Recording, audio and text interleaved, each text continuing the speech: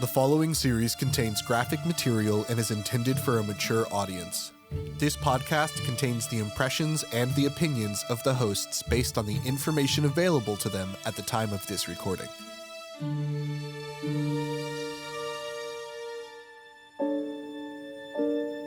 The JP called her the crazy blonde doctor. You don't typically have that reaction from law enforcement when you have a pathologist saying that it's a homicide. That's Heather Reyes, the administrator who worked with Dr. Patricia Moore at the Southeast Texas Forensic Center. Previously on Sleuth and Surgeon, Dr. Moore shared her findings from Nancy Merck's autopsy. Nancy had stab wounds to her back and sharp force injuries to her neck and hand. Dr. Moore faxed her preliminary findings of a homicide to Justice of the Peace Dwayne Charleston, who had authorized the autopsy. I never personally spoke to the Justice of the Peace about this case, but when we do autopsies, we send a preliminary autopsy report. The final autopsy report, including the negative toxicology results, was also sent to J.P. Charleston. He got my autopsy report because it gets sent out soon after I sign it.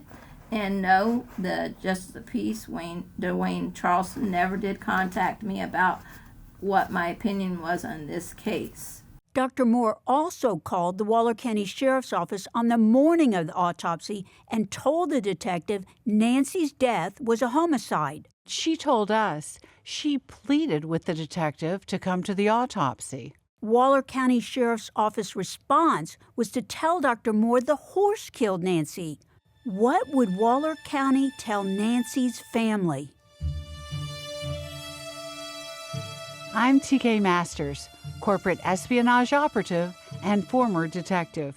I've assumed dozens of aliases while running domestic and international sting operations, cracked multi-million-dollar fraud cases, investigated corrupt attorneys, and there are some cases I still can't discuss. I'm Dr. M., neurosurgeon, attorney, and writer. After performing surgery for many years, I retired my scalpel and went to the dark side. Now, TK and I will use our combined investigative, medical, and legal expertise to analyze the most compelling and complex crime cases. Together, we are Sleuth and Surgeon.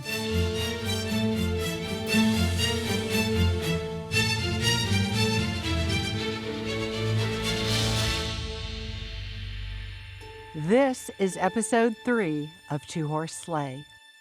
On the afternoon of May 29, 2004, after the autopsy had been completed, Nancy's daughter, Amy, and Nancy's husband, Wayne Wilner, met with Chief Deputy Kremer and Sergeant Lane at the Waller County Sheriff's Office. Wayne was given a paper bag, which was a paper bag with a pair of boots in it. But Wayne and Amy were not told the results of the autopsy or that Nancy had been murdered. So before we get to what the Waller County Sheriff's Office did next, what would you do, TK, as lead investigator? Well, Dr. M, let's start with the evidence at the scene. Keep in mind the absence of evidence can be just as important. There was blood on the inside and outside of the latch on the stall gate. And Nancy was found lying inside the stall. True, which suggests the killer left that blood. It may have been Nancy's or the killer's if he was cut during the struggle. There was no mention in Sergeant Lane's report of the gate or latch being checked for fingerprints or the blood collected for DNA. Also, Nancy's body, clothing, and boots could provide fingerprints or valuable DNA evidence. And what about the weapon? Good point. Nancy had sharp wounds to her hand and neck, and her clothing was slit. One of the women at the scene said Nancy's jeans were not shredded, they had been cut. Well, if Chief Deputy Kremer inspected Nancy's back, he should have seen the 3 stab wounds. The killer likely used a knife, but it was not at the scene. So, where was it? Again, no mention in Lane's report of a search of the other stalls, the surrounding area, or the apartment at the end of the stalls. Given the evidence, the killer is probably a male. The 2 ranch hands, Jose Luis Cardenas Gonzalez and Jose Fernando Bustos Diaz, lived in that apartment, which was approximately 60 feet from the stall where Nancy was found. There were conflicting reports as to whether these two men were in the barn with Nancy, working out in the field, or in separate locations. Either way, they were on site.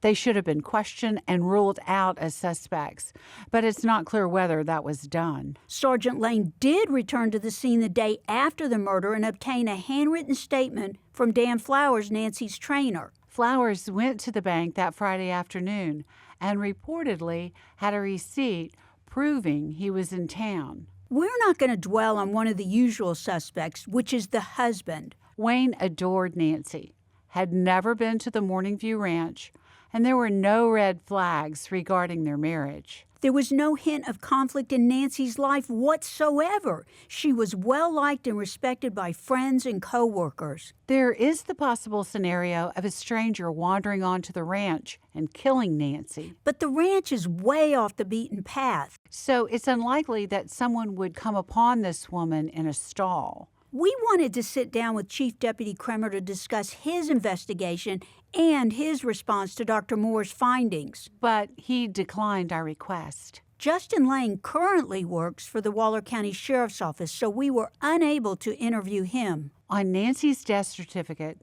J.P. Charleston noted the immediate cause of death was sharp force injuries of the neck. Those were the exact words Dr. Moore used as the cause of death on Nancy's autopsy report. But on that same certificate, Charleston noted Nancy's injuries occurred from trample, kicked by horse, and her death was a homicide. We've discussed how an animal cannot commit a homicide, and Dr. Moore was adamant the horse did not cause Nancy's injuries. Nancy's obituary was published in the Houston Chronicle on June 2, 2004, 6 days after her death.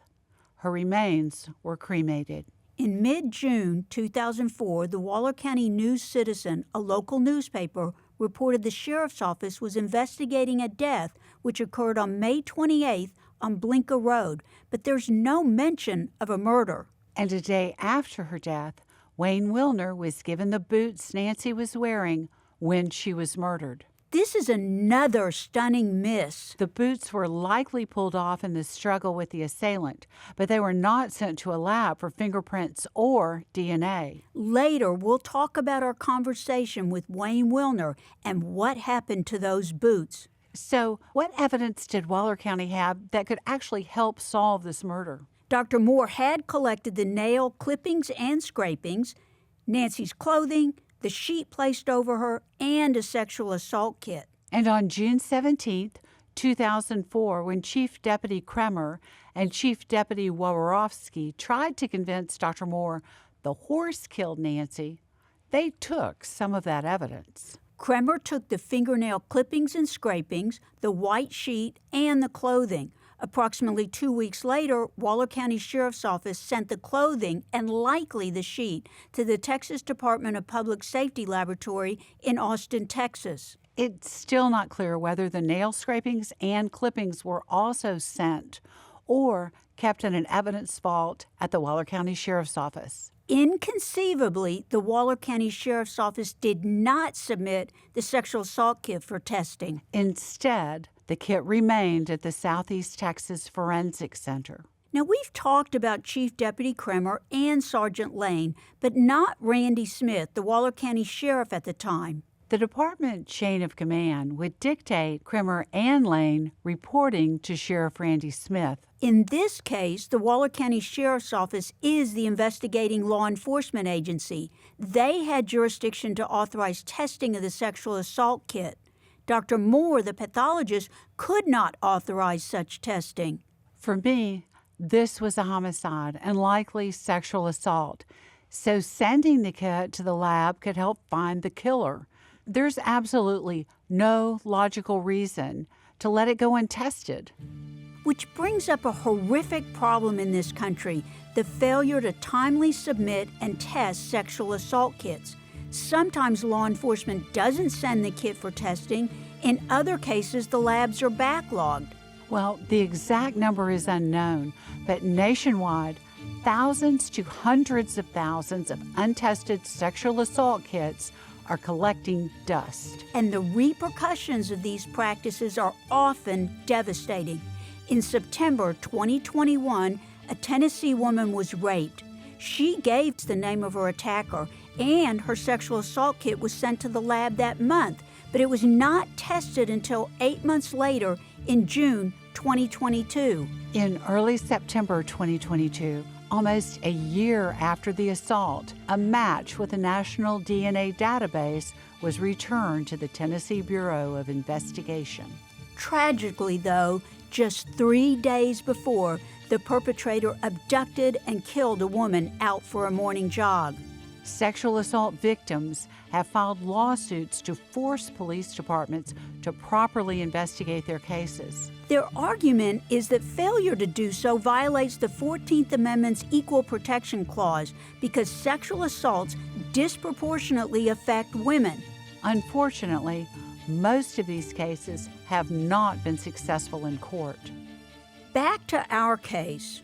Waller County Sheriff's Office did not send Nancy's sexual assault kit to the lab, but about 3 weeks after her murder, they did call in the Texas Rangers. On June 22, 2004, Waller County Sheriff's Office Chief Deputy Kremer met with Texas Ranger Sergeant Brian Taylor to assist in what they termed an ongoing questionable death investigation. Chief Deputy Kremer and Ranger Taylor went to the scene, took photos, and reviewed the autopsy report and pictures. They also photographed Nancy's clothing, obtained days earlier from the Forensic Center, and Ranger Taylor re-interviewed Dan Flowers. The report by the Texas Rangers' lead investigator noted the autopsy report was a homicide, but also stated clothing and other evidence has been forwarded to the Texas Department of Public Safety Laboratory in Austin to determine if the horse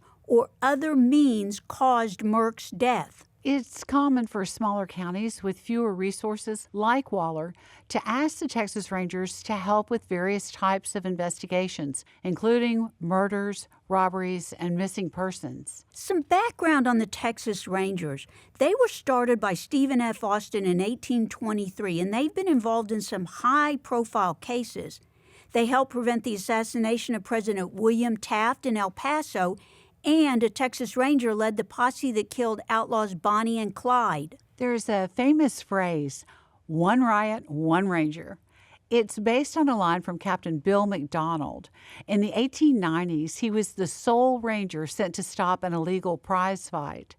When asked when the rest of the rangers would arrive, he said, "There's just one prize fight." Then the hope is bringing in the Rangers would lead to Nancy's murder being solved. I found the wording in the Rangers' report of an ongoing questionable death investigation inexplicable. We've reviewed the facts regarding Nancy's death. There was nothing questionable. A board-certified pathologist's clear ruling of a homicide was disbelieved again. At the outset, if there was doubt about Dr. Moore's ruling, the JP could have obtained another autopsy. Absolutely. A second autopsy is an internal and external exam, just like the first one.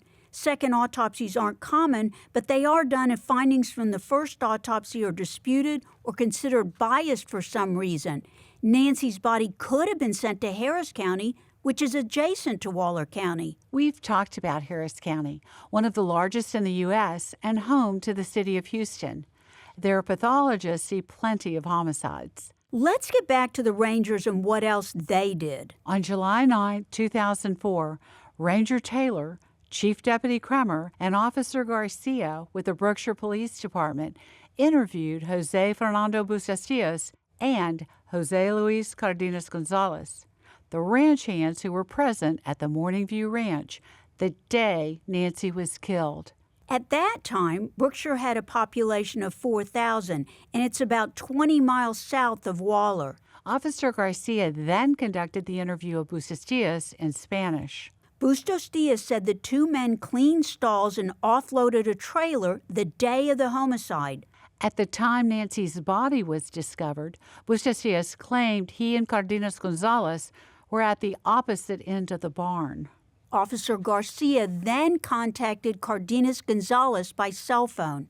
And that interview should have been conducted in person to effectively assess the integrity of Cardenas Gonzalez. Reportedly, Cardenas Gonzalez corroborated Bustos Diaz's account. A curious incident occurred just one day after Officer Garcia interviewed Bustos Diaz. Bustos Diaz had another encounter with Waller County law enforcement. At about 6 p.m. on July 10th, 2004, Jose Fernando Bustos Diaz called the Waller County Sheriff's Office and said he was assaulted at the Morning View Ranch. Sergeant Justin Lane was assigned to investigate. Lane had responded to the scene of Nancy's death at the Morning View Ranch 6 weeks earlier. Bustos Diaz was interviewed by Sergeant Lane and a Spanish-speaking trooper, James Gonzalez. Bustos Diaz said he was employed by Dan Flowers and had been assaulted by Flowers' son, Charlie. Bustos Diaz alleged he let Charlie drive his car and Charlie damaged it. An altercation ensued, and Bustos Diaz said Charlie struck him with a shovel. Sergeant Lane reported Bustos Diaz was 15 years old and had no parent or guardian in the U.S. Bustos Diaz was transported to the hospital for an evaluation.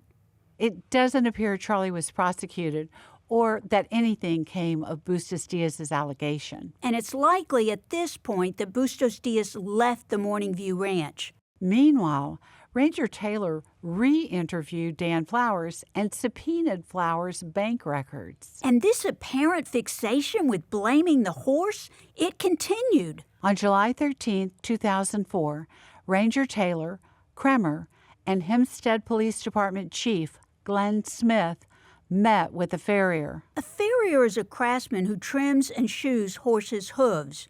We've extensively covered how knife and hoof wounds differ, and how the forensic pathologist should be relied upon to determine how a wound was sustained. In my opinion, up to this point, there's been a lack of substantive actions by law enforcement. I agree. Nancy's sexual assault kit continued to sit untested.